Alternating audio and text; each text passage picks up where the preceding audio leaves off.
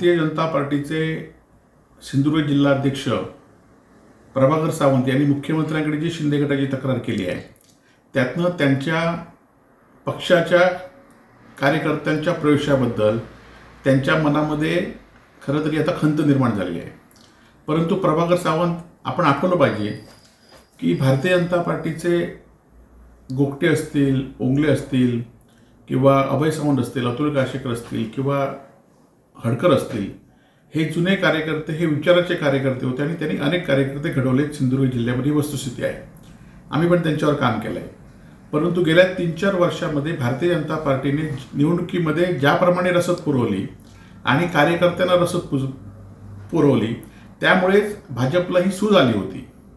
आपल्याला माहिती असेल की लोकसभेच्या निवडणुकीमध्ये, ग्रामपंचायतच्या निवडणुकीमध्ये, काल झालेल्या विधानसभा निवडणुकीमध्ये आपण कार्यकर्त्यांना आणि एवढंच नाही तर मतदारांपर्यंत आपण रसद पुरवली होती आणि त्यामुळे आपल्याला वाटलं की ही भारतीय जनता पार्टी वाढली आहे।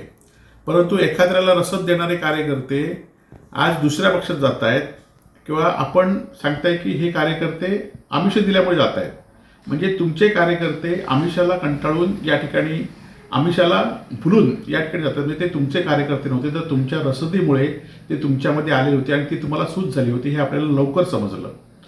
खरं तर या सिंधुदुर्ग जिल्ह्यामध्ये भारतीय जनता पार्टी ही रवींद्र चव्हाणांनी गेल्या 3-4 वर्षांमध्ये कशा पद्धतीने वाढवली आहे आणि ती कशा पद्धतीने एका वर्षामध्ये कोलमडली आहे हे सगळं सिंधुदुर्गवासीय बघताय।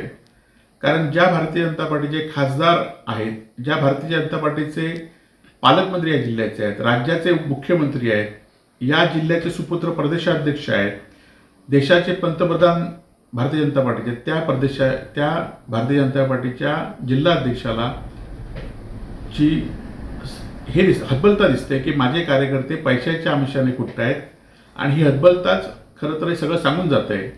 आणि या जिल्ह्यामध्ये खरं तर विचाराचे कार्यकर्ते, मग ते कुठल्याही पक्षात असले तरी विचाराचे कार्यकर्ते होते।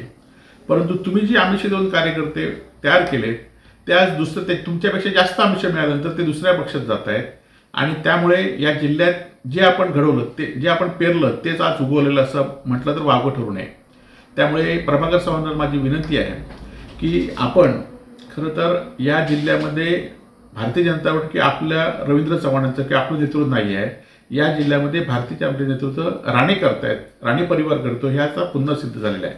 आणि त्यामुळे राणे ज्या पक्षात जातील त्या पक्षात हे कार्यकर्ते जातील, हे भारतीय जनता पार्टीचे कार्यकर्ते नाही आहेत। आणि ज्या कार्यकर्त्यांना आमिष देतील ते कार्यकर्ते वेगळ्या पक्षात जातील। उद्या सत्ता बदलली की हे भारतीय जनता पार्टीमध्ये तुमच्यासारखे 2-4 कार्यकर्ते शिल्लक राहतील आणि त्यामुळे अजूनही वेळ गेली नाही। तुम्ही ह्या रसद पुरवण्याचं बंद करा, मतदारांची, जनतेची कामं करा आणि त्यांना विचार द्या आणि ते विचार अंमलात आणण्याचा प्रयत्न या ठिकाणी करा।